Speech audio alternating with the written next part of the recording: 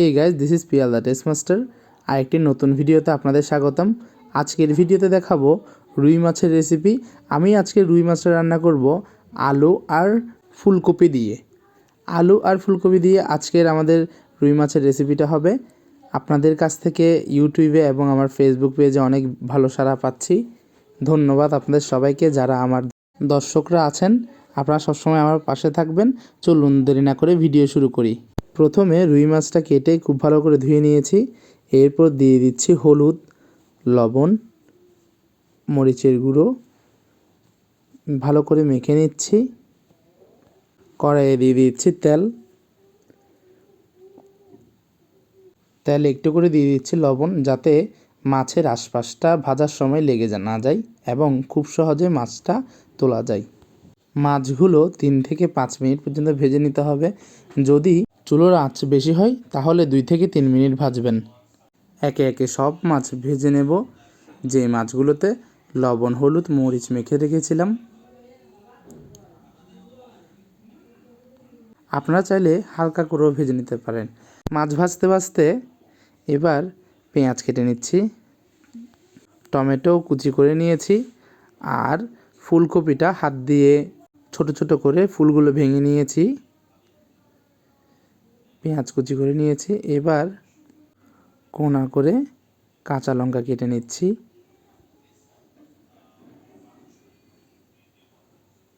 এদিকে মাছ ভাজা হয়ে গেছে।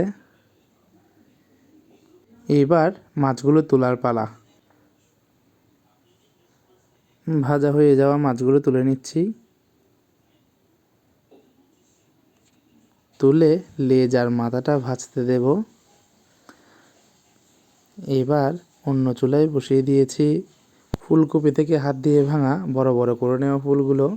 সাথে দিয়ে দিয়েছি ফুলকপির পাতা। এই ফুলকপিগুলো ভেজে নিচ্ছি। দিয়ে দিব লবণ।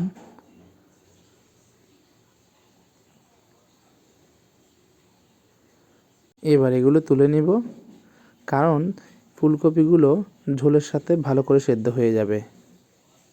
দিয়ে দিচ্ছি তেল।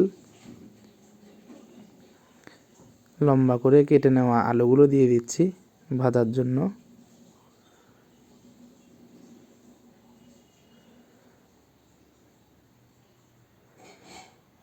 লবণ দিয়ে দিয়েছি।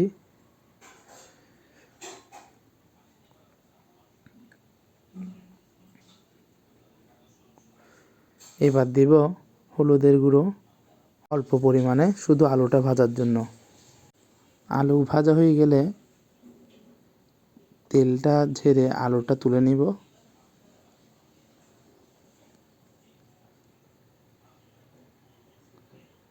এবার সেই তেলে দিয়ে দিচ্ছি পেঁয়াজ কুচি।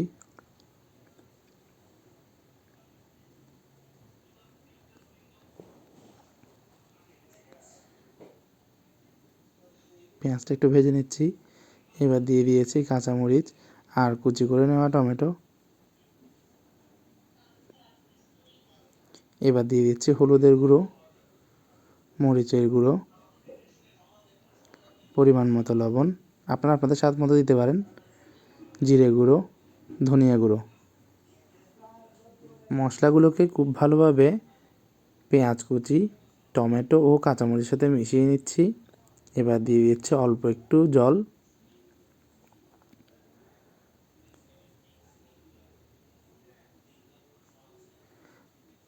তেলটা যখন জলের উপর চলে আসবে, তারপর দিয়ে দিব ভেজে রাখা আলু ও ফুলকপি।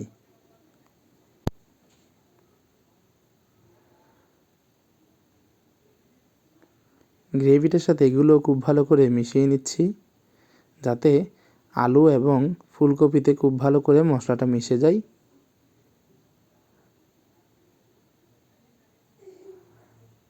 এবার সবজিগুলো খুব ভালো করে সেদ্ধ হওয়ার জন্য দিয়ে দিচ্ছি পরিমাণ মতো জল। ঝোল ঘন হওয়ার জন্য দিয়েছি রেডিমিক্স মাংসের মশলা। এরপর একে একে ভেজে রাখা মাছগুলো দিয়ে দিব, যাতে মাছের মধ্যেও খুব ভালো করে মশলাটা মিশে যেতে পারে। ধনেপাতা কুচি করে নিচ্ছি।